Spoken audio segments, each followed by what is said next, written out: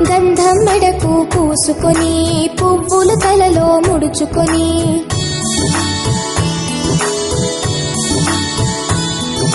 గంధం మెడకు పూసుకొని పువ్వులు తలలో ముడుచుకొని పసుపు కుంకుమ రాసుకొని తిలకం నుదుట దిద్దుకొని